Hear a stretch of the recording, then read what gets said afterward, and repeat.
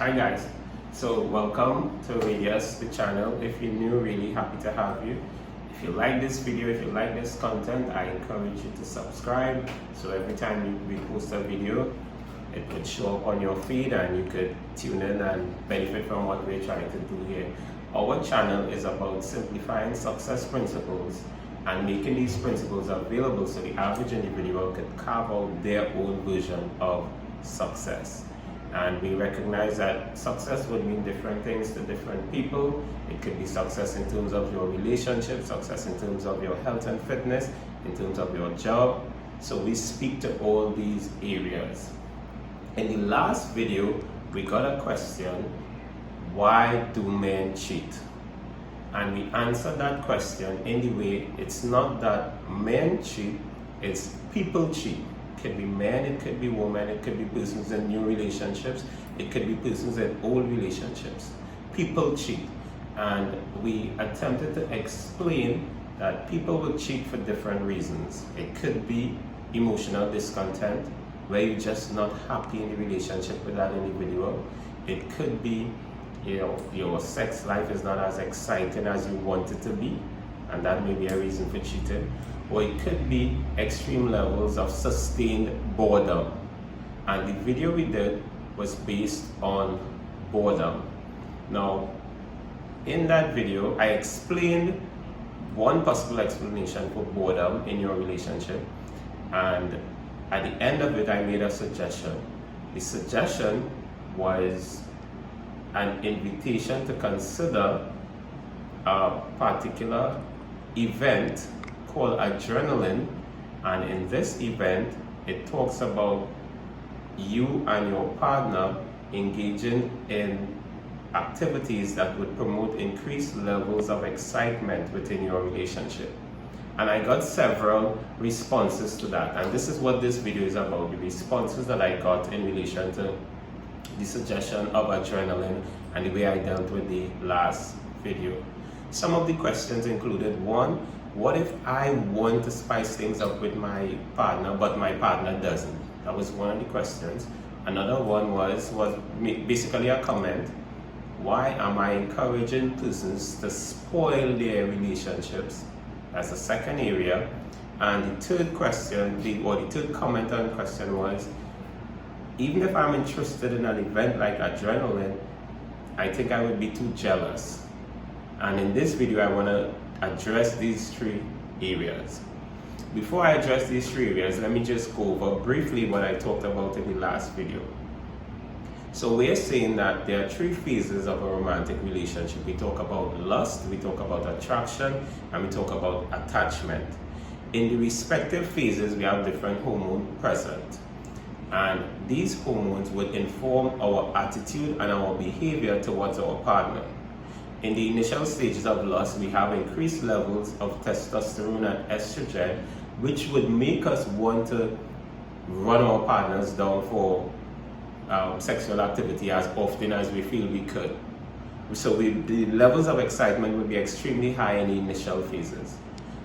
As we progress from lust to attraction, we are just attracted to our partner and we're satisfied with just being around our partner, doing different things with our partner.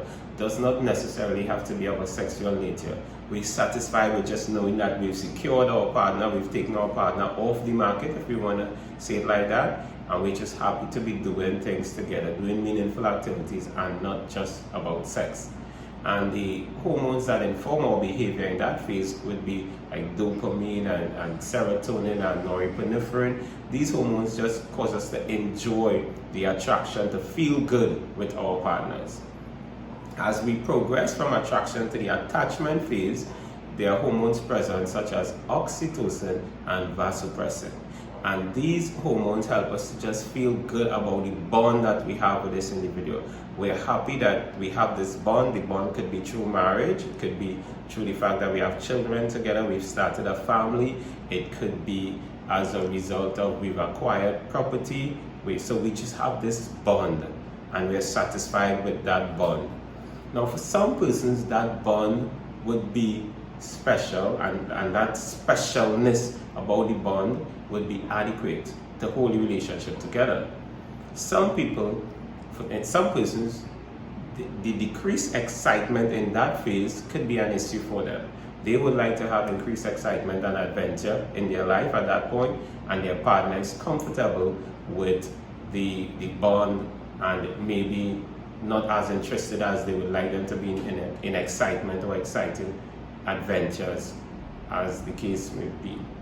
Now, as a result of that, the decreased excitement on the part of one or both persons, people often think that the only option they have is to cheat, because we have grown accustomed to monogamy as the only model for intimate relationships or for romantic relationships. We have grown accustomed to monogamy, and it used to be where monogamy was described as being with one partner for life, and eventually, through the passage of time, monogamy is now described in terms of being with one person at a time.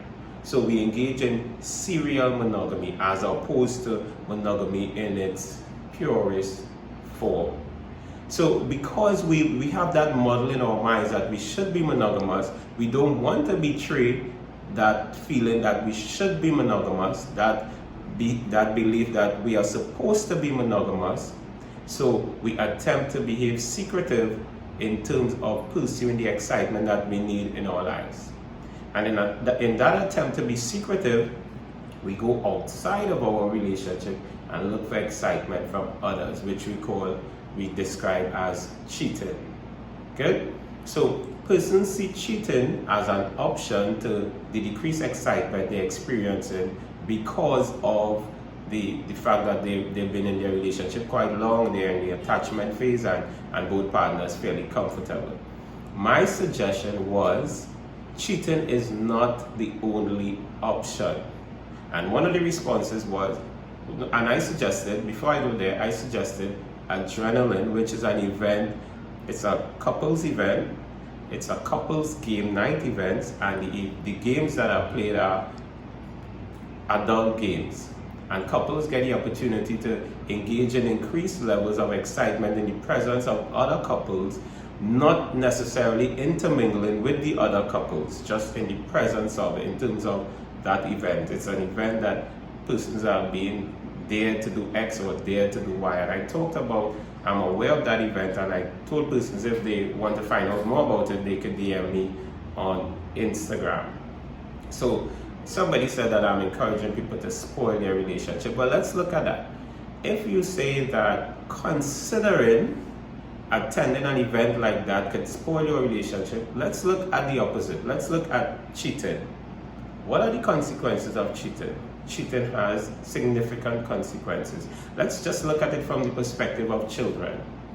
Now, when you cheat, the research shows that 66% of people are willing to end relationship because of cheating. 66% of individuals are willing to end their relationship because their partner cheats. 25% say they would get revenge, including revenge porn, posting videos and pictures of their partners on the internet. That would spoil the relationship and take away from the respect each person has for one another. But look at it from the perspective of the children. When you separate, if there are children in the mix, children would have to grow up with step-parents. Children may not like their step-parents. Their step-parents may not like them. There's a host of issues that could come from cheating. Now, I'm not going to discuss those issues in this video, but just to say that I am not disappointed in myself for suggesting adrenaline as an option to consider, or consensual non-monogamy as a conversation that you could have with your partner. I'm not disappointed in myself for giving that suggestion, because I think it's a much better suggestion than thinking the only option is to cheat. The second thing was, what if I'm interested in trying but my partner is not interested in making the attempt to spice things up? Now, you have to make a determination to what extent you are in a loving relationship where persons are interested in doing the work to make their relationship special all through their lives.